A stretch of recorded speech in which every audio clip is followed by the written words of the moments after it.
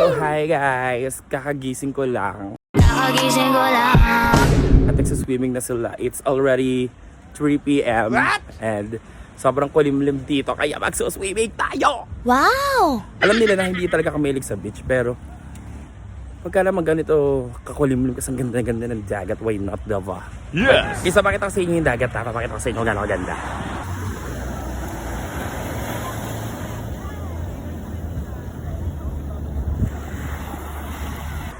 Like parang ayaw mo pa ba nung ganong kaganda, girl?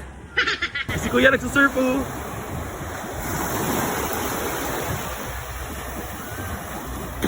Wow!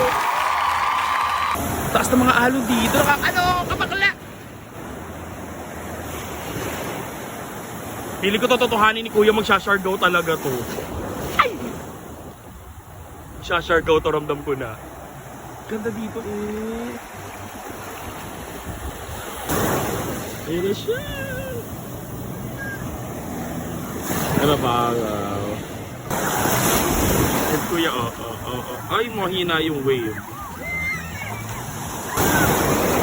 Ay, talaga naman. Ay, sayang, tataas.